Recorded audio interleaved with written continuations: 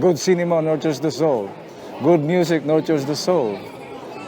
Good novel nurtures the soul. Good poetry nurtures the soul. I still believe in that. That's why I'm still making cinema. That's why I still have faith in cinema.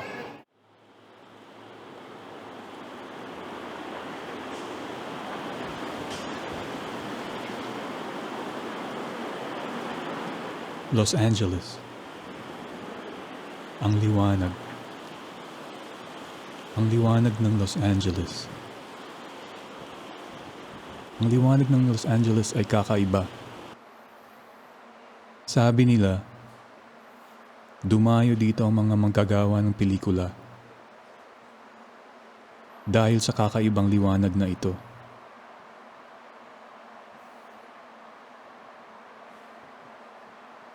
Kung walang liwanag, walang cinema.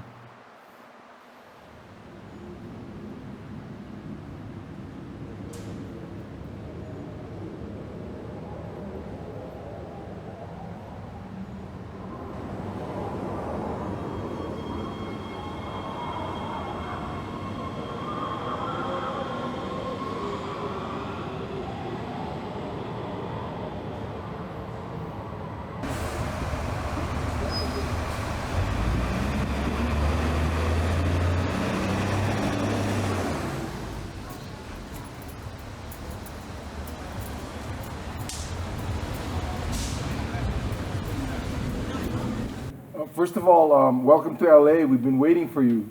In the heart of Hollywood.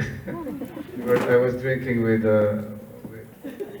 Chris a while ago. It's like this bar full of people, and they're talking about Burt Reynolds and everybody. So yeah, this is Hollywood.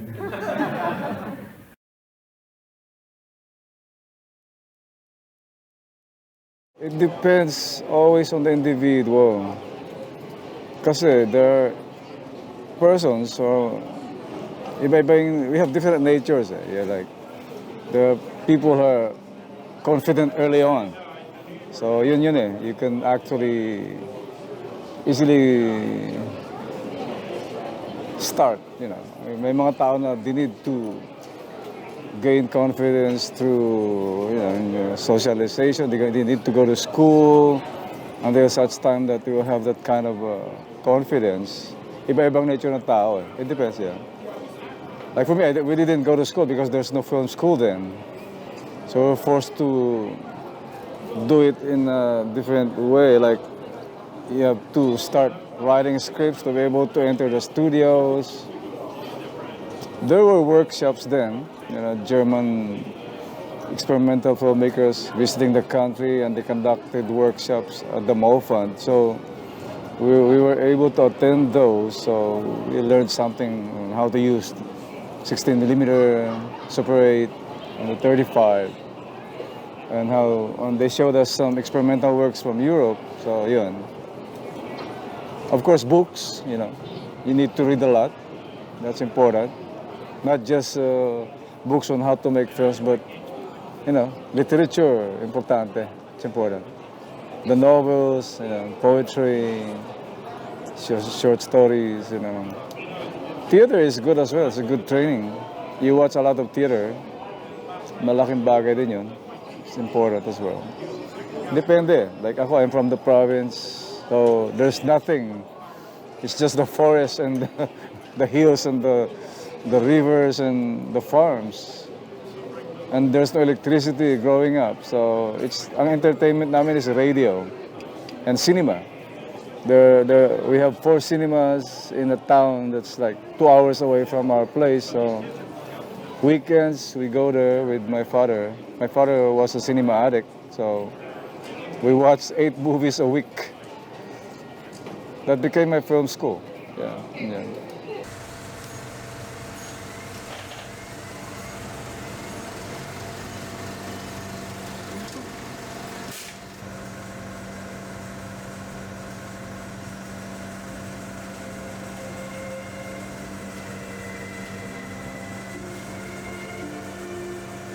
An Autumn Afternoon by Japanese director Yasuhiro Ozu.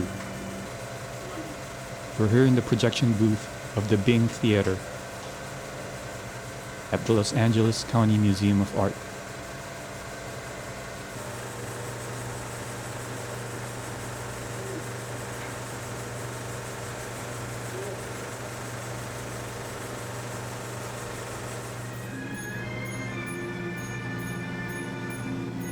This is the last film screening here before the theater goes dark forever.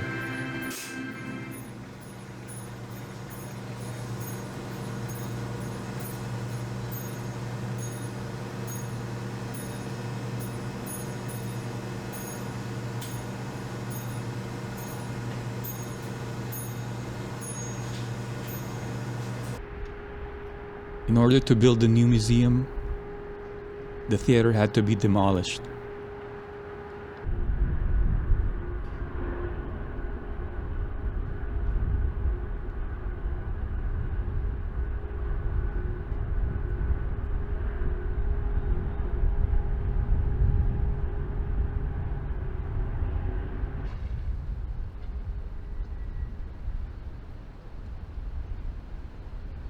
Right beside the Bing Theater are the La Brea tar pits. And not unlike the prehistoric animals that once lived here, the Bing Theater now lives in the past.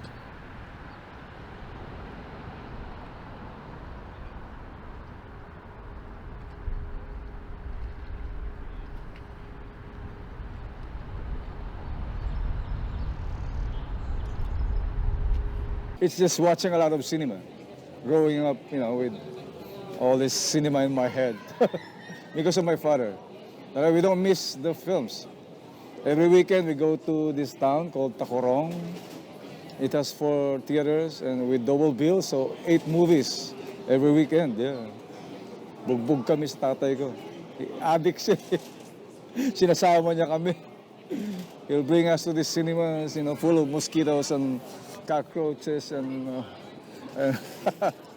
for me, I was grateful. I'm grateful that my father forced us to do that.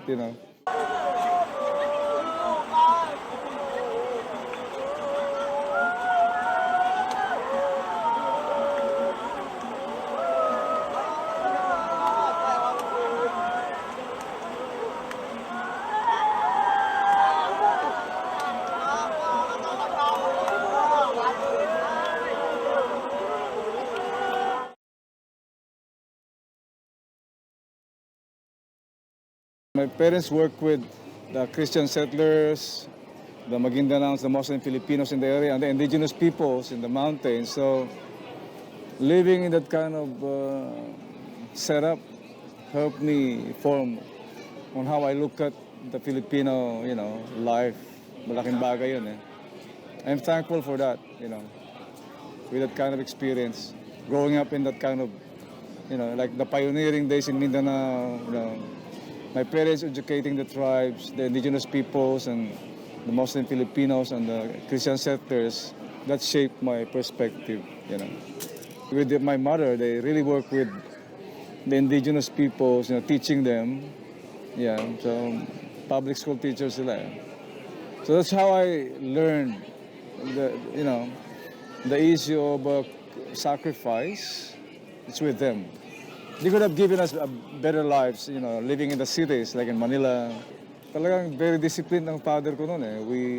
We plant our own rice and corn. We have coconut trees, and they are teachers as well. So ibang klaseng mundo yun, eh. And I'm grateful that pinalaki ako sa ganung setup, eh. Walang electricity until college, Sacrificing sila, eh. They gave their lives to that, educating our people. Lagi sinasabi ng tatay ko na, we need to help this country grow. And education is the key. Education is the key.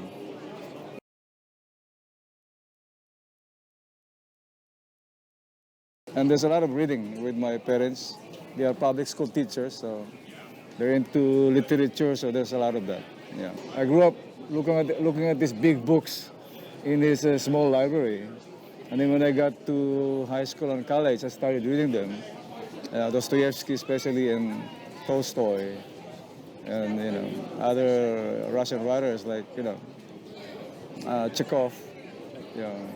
So, he was very into Russian literature. Even my name is Russian. La Frente is Russian. La Frente. I was named after the head of the KGB during the Stalinist period. Yeah, La Frente Beria. I was named after him. Yung tatay ko, Russian specialist siya, literature especially. I really make films like a novel. It's the novel form, of course, it's a mix of that, poetry. That's the good thing about cinema. You can mix all the mediums, music, poetry, the novel, or the journalistic form, especially if you do documentary. So, ang ganda ng cinema. It encompasses everything. Malaki ang role ng cultural worker. The artist is a cultural worker. So, the issue of, you talk about the issue of nurturing the soul, role ng artist yun. Yeah, from music to the words, sa letra, novel, and poetry. Malaking bagay ang role ng artist. Malaki. It's, the artist nurtures the soul. It's the inside. Tayo nagsishape ng mas malalim na bahagi ng humanity. It's always about nurturing the soul. Good cinema nurtures the soul. Good music nurtures the soul. Good novel nurtures the soul. Good poetry nurtures the soul. I still believe in that. That's why I'm still making cinema. That's why I still have faith in cinema. Yeah. Naniniwala ako doon. Otherwise, it's just easy to turn our backs and, plant kamote and marijuana somewhere, and make a lot of money, Pero may responsibility tayo, especially in a society like the Philippines na there's a lot to be done pa. Ang dami pang dapat gawin. The Filipino soul is very displaced and dysfunctional, and we need to save it. We need to redeem it. We need to emancipate the Filipino soul. If you're an artist, not just a filmmaker, you really need to contribute, work harder on the greater part of our culture. We need to nurture the Filipino soul. Like what I've said a while ago, we need to save the Filipino soul, emancipate it. The biggest enemy is ignorance. So it means we really need to work harder and educate our people. At some point, nagiging elitist ang arte, nagiging elitist ang cultural movements. Na it's just confined to the intellectual, the artists, the scholars. Nakakalimutan yung greater part ng society. Na yun ang nagdidictate ng future ng politics, ng pag-move ng bayan. If you don't educate the masses, walang kwenta lahat ng trabaho natin. If you cannot educate our people, kalokohan lahat yan. I feel like a fraud until now. Tingin ko hindi ako totoong filmmaker because ang liit lang na contribute ko in our educating our people. That's why I keep working kasi kailangan tumulong Ang hirap. I still feel like a fraud, man. Isa akong impostor sa tingin ko So we really need to work harder. We need to work harder. Kahit nasaan ka, nasa ibang bansa ka, work on nurturing the Filipino. Discourse on the Filipino more. Sa pagkaroon lang ng diskurso, yung tinatawag yung Socrates ng dialogue, nakakatulong ka na Like itong ginagawa mo you're interviewing the Filipino artists and then ipapalabas mo sa mga tao, that helps. Propagating the cause, the discourse, mapapalawak mo. Importante yung mga medium na to. Tuloy mo lang yung mga ginagawa mo ganyan. Then, ma-archive yung mga interviews na yan. It helps the future generation. It will help them. May maunawaan nila yung 50 years from now, they will see an interview of Kidlat Tahimik. Malaking bagay yun. We have our little duende in us who's maybe energizing us whenever we need it. At duende, isang pang yung sariling paningin sa mundo, Our way of framing the world. Kaya lahat ng pelikula ko is always about finding the way to be a typhoon. You did it your own way? We tell stories with our very own. We can tell stories with our own local technology. Yes! Do we need there? Yes!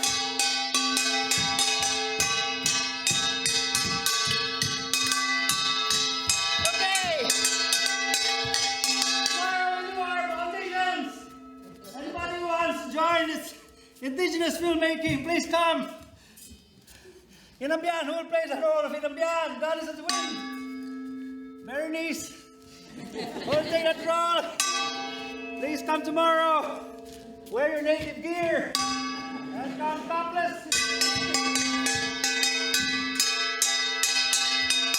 Okay, tomorrow we bring back the local story. Long live independent cinema! Long live indie!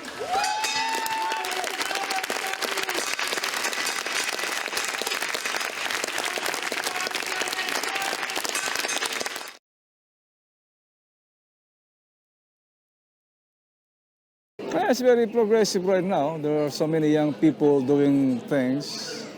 And hopefully, wag silang matrap sa issue ng fame and fortune. There's always that thing sa paggawa ng cinema eh. The vain side of doing cinema, which is always the ego. Nakakalimutan yung one. They forget about the thing called, I call it greater cinema, which is responsible cinema. Things that tackle, deeper issues like our history, our problems, the struggle of the Filipino. So huwag sana nilang kalimutan yun.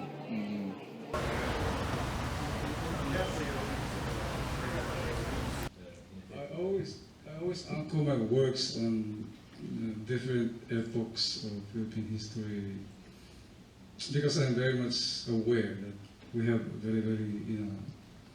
we have this national amnesia since the beginning. We don't really confront the past. So for me, it's a responsibility to work on these things, to educate my people, specifically on the past. We need to confront the past, we need to examine the past, we really need to do that to be able to move forward as a nation.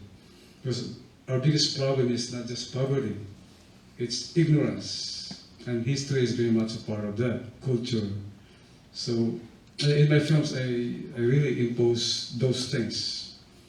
A part of it is more on that, educating my people about our past so that they can examine where we come from, where is this malady coming from, where is this displacement coming from, where is this dysfunction coming from.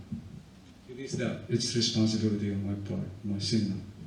I think there's a study about it, that people who are imposed on by colonization, imperialism, and there are all these powers, foreign powers that came to their shores, they have big denials. It's very psychiatric. If you psychoanalyze these cultures, there's always that big denial on the past, specifically.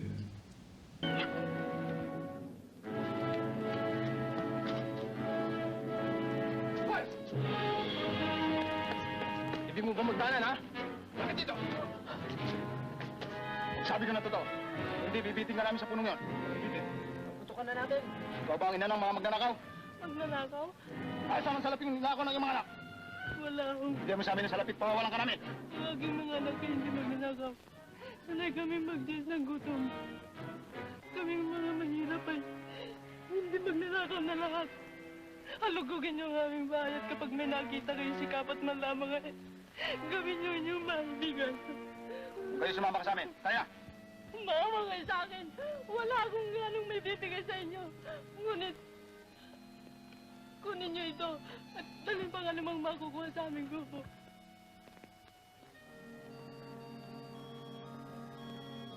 Wala! Sulong! Kasama ka ba? O ibig ko pa talya ka namin? Bayanan ninyo. Dito na ako mamatay. Bangon nyo!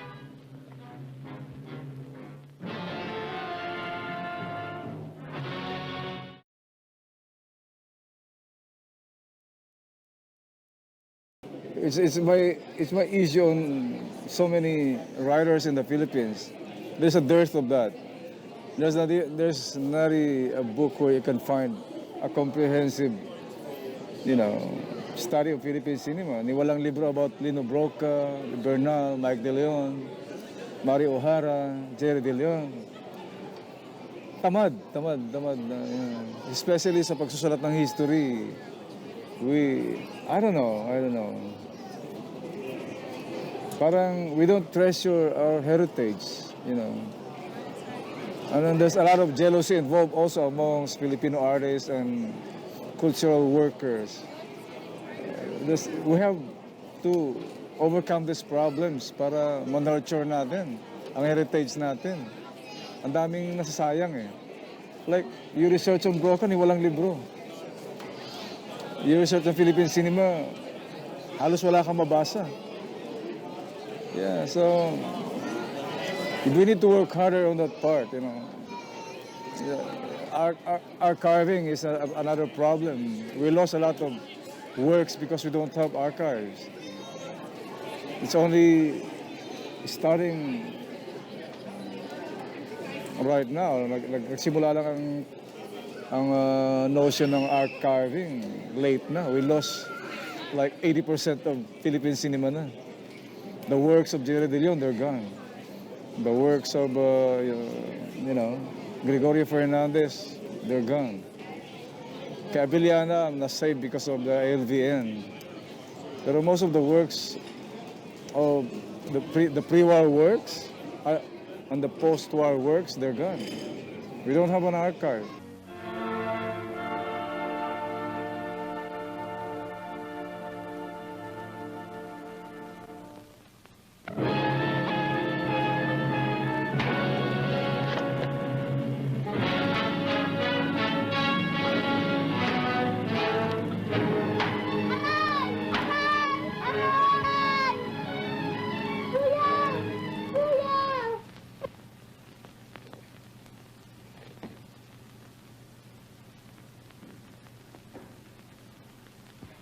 Iadya mo po kami sa dilang masama. Amen.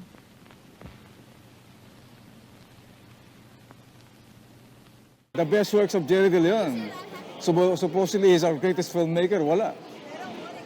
They're all in the head. They're all myths now. They're all legends. Wala na yung, like, they're considering Daigdig na Mga Api as the greatest Filipino film, the one made by Jerry De Leon. Pero there's no copy. Walang kopya talaga. We don't take care of our heritage along all. There's a problem with that. Kaya nga, ang babaw ng memory ng Filipino. We easily forget the past or we don't confront the past. We have that kind of culture. Hindi naman uniquely Filipino yan. In some cultures, it's the same. Pero sa atin, ang bigat ng effect eh. Like you talk to the young people now, even the very recent martial law, they don't even know. Even the very recent, atrocities of the Macapagal Arroyo government, wala na silang memory nun. We need to work harder, on propagating the need to remember the past, the need to confront the past, the need to examine our history for us to move forward as a nation, as a culture. Kailangan yun eh. Without understanding the past, you cannot move forward. Kasi you don't know your roots. Without trying to work on the truths of our nature as a human being, as a culture, we can never move forward. It's hard to move forward. We need to educate our people more. Lalo ngayon, mas kailangan gumalaw ang mga artists para to work on culture. We need a cultural revolution, really. Para ma-overhaul yung dysfunction, yung displacement ng psyche ng kultura natin. We need to work harder. Kailangan talagang gumalaw. Amongst cultural workers, artists, lahat-lahat, commitment and responsibility are the keys to that as well. Yeah. Importante yun. Yeah. we need to move. We need to be part of a greater purpose. Mas malaki purpose dapat eh. Palakihin natin. Palakihin natin.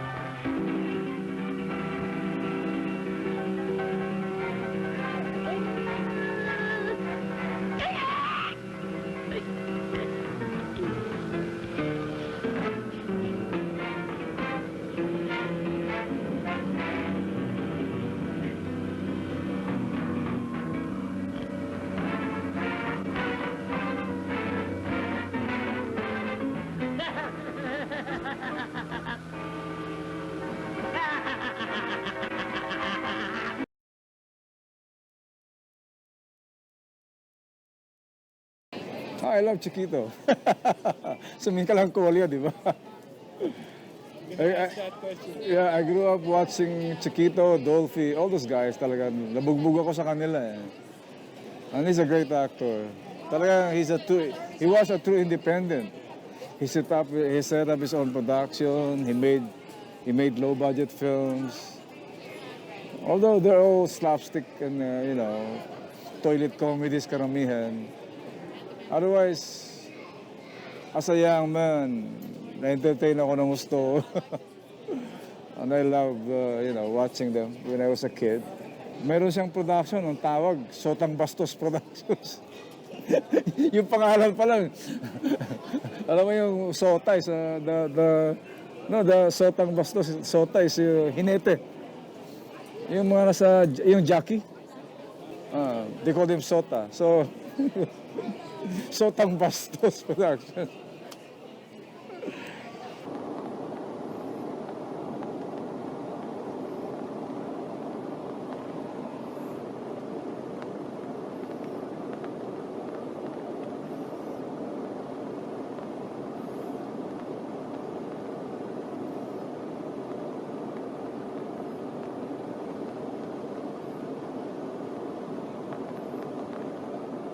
Nandyan si Bay Rama! Nandyan si Bay Rama!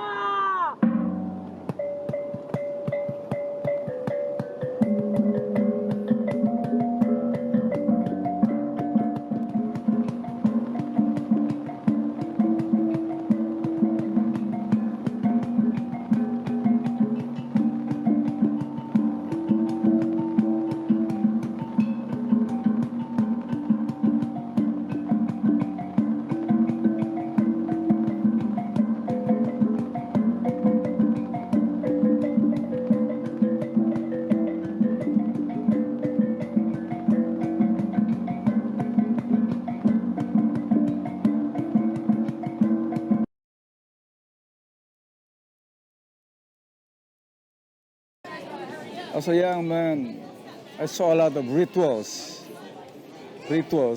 amongst the tribes, amongst the indigenous peoples.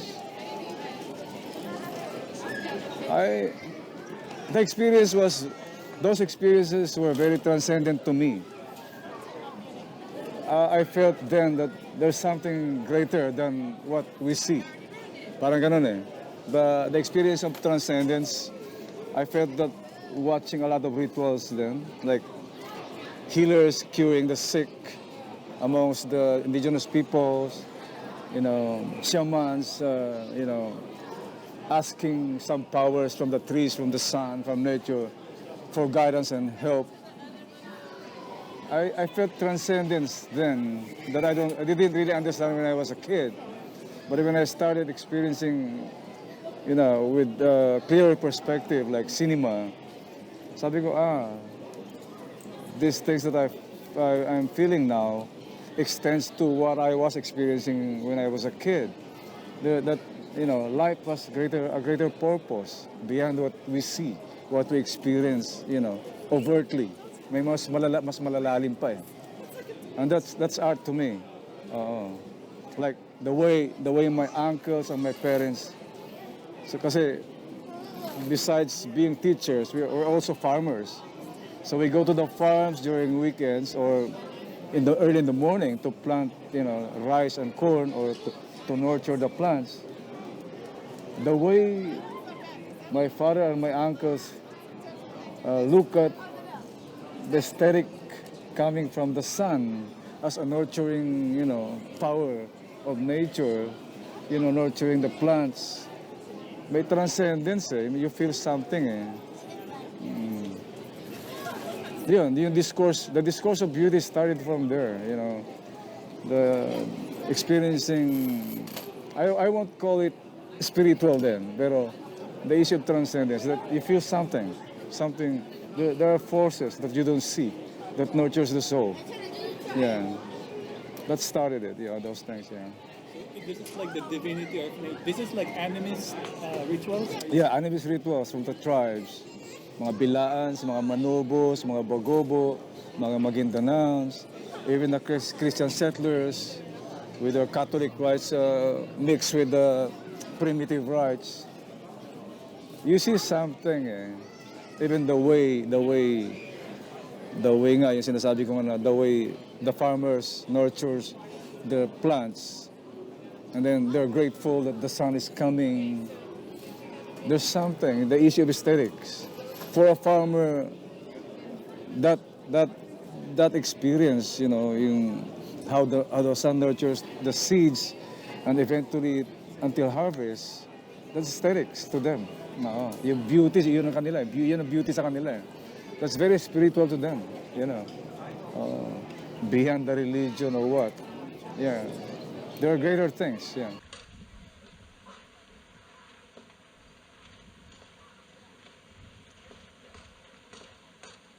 Nung dumating yung tubig, biglaan yan. Galing sa volcano. Bigla silang dumating yung tubig. Tapos, nung narinig ng grabe na, naglipat na kami, lumabas na kami. Paglabas may talagang grabe. Naano na kami dyan. Padigdin na ng tubig. Yun na ito, naglipat na kami puntang labas. Kasi yung bahay namin, iniwanan may.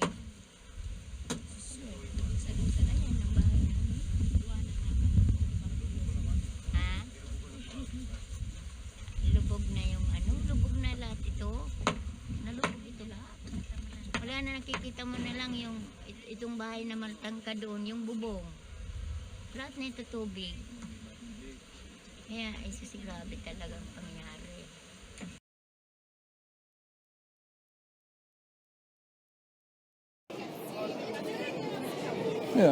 Iba yung resilience ng Pilipino eh. The whole area of the lake is considered uninhabitable, but people still go back, they live there. Abundant kasi sa isda, it's a beautiful place. Nagkaroon ng malaking tourism industry dyan. Now it's destroyed, then it's coming back again. So, and at some point, it will be destroyed again. Kasi puputok uli yan eh. It's a volcano. So, ganun talaga resilient ang Pilipino eh. You cannot, even around my own volcano, ganun eh. You cannot tell them to leave. Tacloban City is declared as an uninhabitable area kasi eye of the storm siya lagi eh. During the Spanish times, nangyari na yung parang Yolanda. It happened. And in the early 20th century, during the American period, it happened. Daming namatay. Headline nga sa Washington Post noon eh. Thousands died in Tacloban. And it was declared by the Americans as uninhabitable. People shouldn't live there. Tumira pa rin sila. So look what happened. 10,000 died during the Yolanda onslaught. Ang hirap. But that's how we live as Filipinos, no? Resilient ang Pilipino eh. At the same time, very fatalistic eh. That's how we are so attached with the ways of nature. We accept those things, yung issue na nature can kill you and it's okay. Umaabot nga sa point na ideological yan eh, yung paniniwala natin na bahala na. Yeah.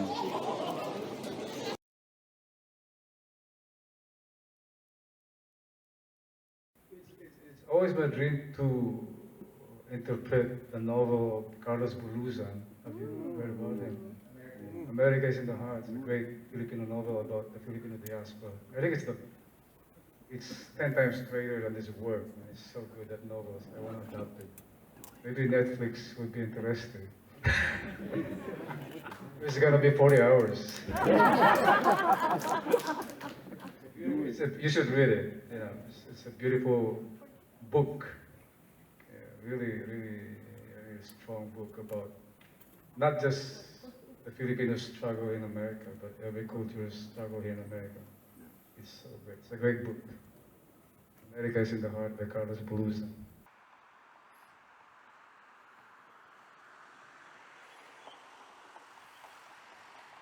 The historic Filipino town is in East Los Angeles. Hi-Fi in short.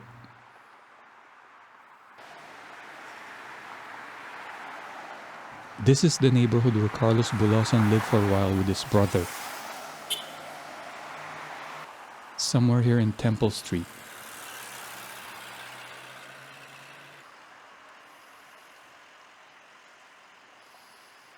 This is also the neighborhood where a lot of Filipino cultural events are being held.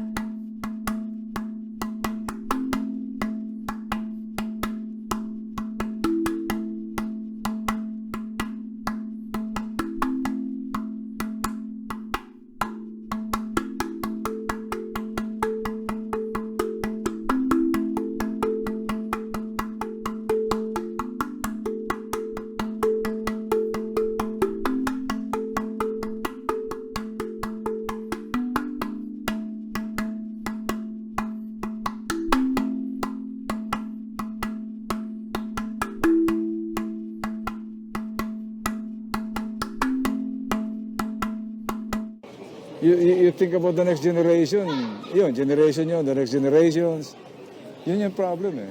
How, kasi hindi lang kasi economic yung issue eh. Like, okay, so many Filipinos are working abroad. Kasama tayo. I work in New York, you work here.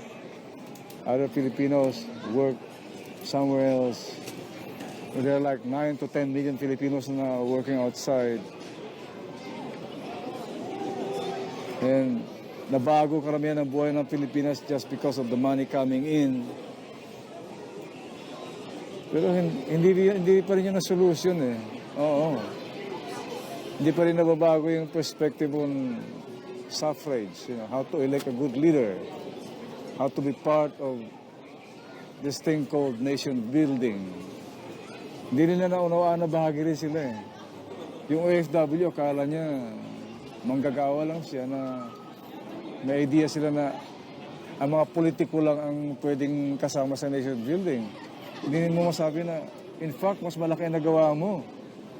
By working 10 years, 15 years outside, you're sending money every year. Ang laki na nagawa mo sa bayan by uplifting the conditions of your angkan. Ang laki na itulong mo. You're the invisible hero. Hindi nila alam eh. Samantalang yung akala mo tumutulong na mayor, governor, presidente, sila yung nabubuhay sa mga taxes ninyo. Di ba?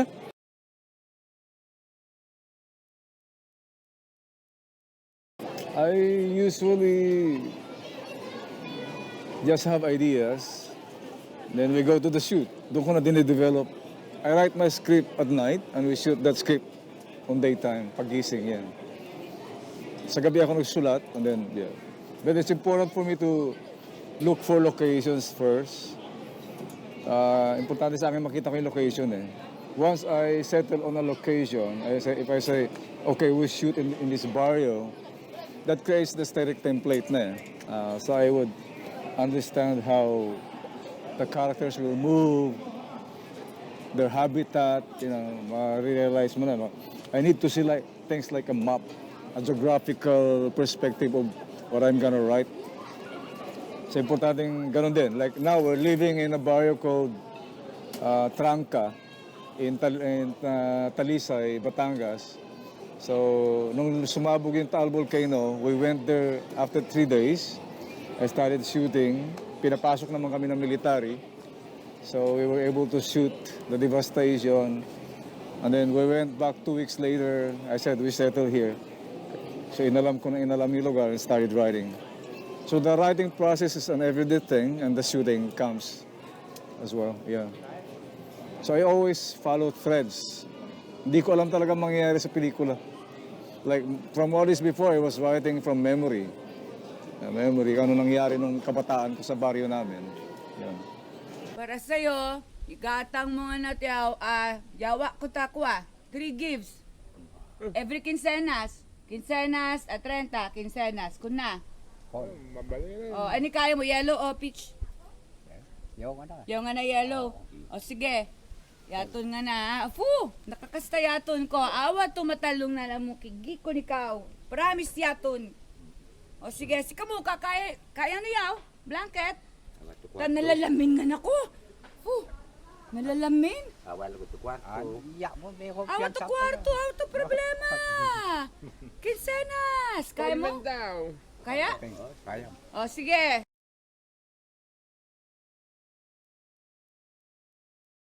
No, nagkaroon ng giyera. The Muslim-Christian War erupted in 1969. And it destroyed the whole harmony ng existence sa area namin, sa Cotabato. And then martial law came in 1972, a greater force, a more violent force. So we lost our place talaga. We were evacuees. Na-displaced kami. So nag-transfer kami sa isang town, Tacorong, and hindi na kami nakabalik. Hanggang ngayon, we feel homeless because of that. What happened to your house? Wala, sinunog yung buong baryo eh. Pero iba-iba, yung mga pumunta sa amin, magsusorbites, karpentero, yung pala mga spy ni Marcos, mga sarhento, they were spying kung may pumapasok na ng mga kadre ng NPA, kadre ng MNLF, kasi both sides eh. The Muslim rebellion and then the communist movement is lumalakas na noon eh. So there are so many cadres going in and out. So may mga dumating na mga nagbibenta ng kumot, nagbibenta ng... Yung pala mga military spies. Kasi regular sila doon. Magbibenta ng ice cream, ice drop. You had no clue? Walang alam ang mga tao. Kasi ang galing nila eh. Tapos nagulat na lang yung mga tao. When martial law was declared, sarhento pala yung nagbibenta ng sorbetes. What? Si Sergeant, ano to pala? Yun yung nagbibenta ng banig, yun yung same basis na. May isang grupo pa nga na military din, nagpapalabas ng pelikula. Oh, di kayo music. Program. Oh, film. Guadalcanal Diary. They come weekends, papalabas. Yung pala mga military spies. Ang galing ni Marcos, ang galing niya.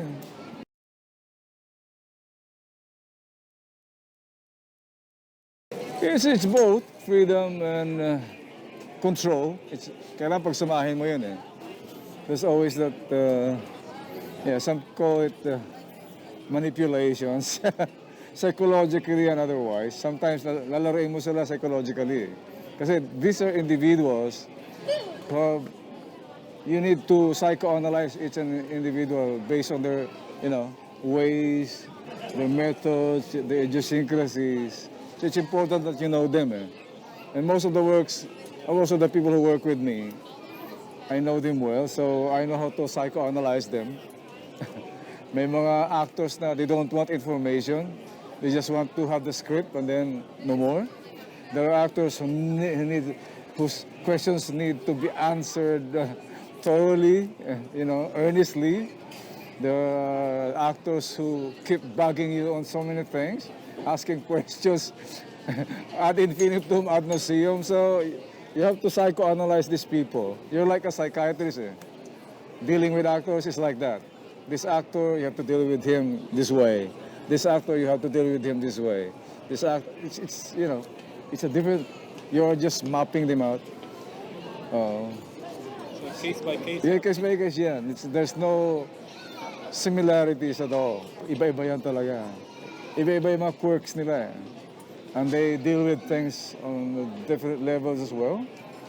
And they act on different ways as well. So, maganda pagsamahin. And then you mix a non-actor with them para mabalance sila. I always do that. There's a non-actor and an actor. Always. Yeah. So yung non-actor gives you something very raw and primal and very awkward and innocent. Yung mga actors naman, they have techniques. So they're very clinical with what they do. May mga techniques yan eh. Mga method They know how to, actors, they know how to use space and time. They know how to interact with this glass, to interact with the chair, with the camera, with the wind. Alam nila yan. That's technique. Pero yung non-actor, wala. Parang nervous yan and awkward and kung ano yung maibigay niya, yun na yun. Oo. So you have to live with that. Pag pinharap mo siya sa mahusay na actor, ang ganda na interaction. Ang ganda. Ang ganda. Kasi yung mahusay na actor, tutulungan siya eh. Sabi niya, makinig ka lang sa akin, so mag-react ka lang sa ginagawa ko, and that's it. Mas totoo akong aktor dahil sa kalungkutan. Dahil sa kalungkutan, may tula. Dahil sa kalungkutan, may kanta. Dahil sa kalungkutan, may pelikula. Dahil sa kalungkutan, may pinta. Dahil sa kalungkutan, may nobela. Hindi ba katotohanan yun? Dahil sa aklat na yun, isa ng Diyos, si Julian Tomas. Lahat ng mga aktor, musikero, pintor, negosyante at kriminal na nakatira ngayon dito sa ilog, naniniwala sa kanya, Alberta.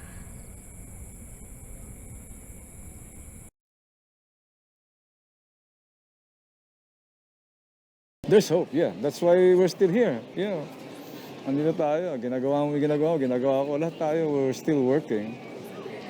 Yun yung mga signs ng hope, yung hindi pa tumatalikod ang mga tao. Yeah. Ang broad kasi ng idea, ng concept ng hope eh. So sa akin, nakikita ko ang hope sa mga patuloy na naglalako ng sorbetes just to, provide for their families, I remember itong last shoot namin, I saw this poor man digging the road in Batangas. Sabi ko, ano po yung hinuhukay nyo? Ilalagay ko yung kable ng tubig para sa baryo. So everyday nakikita ko siya doon. And eventually, we invited him to join the shoot. Aliho kayo, kumain kayo, pinakain namin. Aarte ho kayo, pinaarte namin. Binigyan namin siya ng dignity. Ginawa namin siyang aktor. And we gave him good pay sa pag-arte niya. He was crying when we gave him the payment. Nagkaroon siya ng dignidad. Nagkaroon siya ng self-esteem. Dati, nakayuko siya, na people were taunting him. Oy, aktor na si gano'n, no? Si B1, nilalaro siya. But eventually, nung nakita nila na totoo na aktor siya, and he was able to deliver, he's good. Noong una, he couldn't read and write. Dinidictate lang namin ang dialogue niya. And he looked so dirty and worn out.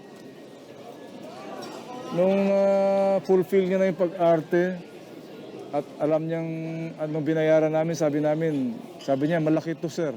Ma'am, no, you deserve that. You're an actor. Yung bayad niya, level din ng mga actor. We gave him that much. Umiyak siya ng husto. Sabi niya, hindi ko naisip na magkakaroon ako ng ganitong trabaho. Nagkaroon siya ng worth. So that's how you give people's worth, yung dignidad nila eh. yung bigyan mo sila ng space na tama sa society, magiging sila, constructive and productive. Ang ganda ng effect pag ganun eh. You give them that kind of mababawi nila yung self-esteem nila. And they will realize na may worth sila and they're part of it. Bahagi sila ng mas malawak na kalakaran. Oo. Hindi lang sila nasa tabi at ready to die, ready to Sila marginalized. handa nang mawala. Ganun siya. He was just the corner, ganun. Yung dinadaanan sa mga tricycle, mga sakyan, tinataunt ng mga bata. And suddenly, nakita nila, umaarte siya. Ang galing palang umaarte. Ang galing mag-deliver ng line. So nakita nila. Siya mismo, na-redeem niya sarili niya. And it's not about us, responsibility lang yung ginawa namin, pero pwede naman gawin ng ibang tao yun. Yung ganong klase. It just happened, andun kami. So yeah. Pag nangyayari yun, they realize na although it's not spoken, na-realize nila na bahagi sila. Yung ganong feeling lang, ganda na nun eh. It's a great story. That's a good place to end. Oh yeah, thank you. Salamat, Jun. Yeah, salamat, Jun. Ang pagbabagong hinihingi ng bayan ay kailangan. Ngunit hindi mangyayari. Kailangan tayo'y maghintay. Magkakaroon kayo ng lakas. Kakatig sa inyong bayan. Ang kabutihan ay matatamo lamang sa pamamagitan ng pagduno. Kinakailangan ng unti-unting pagsulong. Kapag walang liwanag, ay walang landas. Kung walang labanan ay walang kalayaan. Hindi ko ibig ang ganyang kalayaan. Kung walang kalayaan, ay walang liwanag.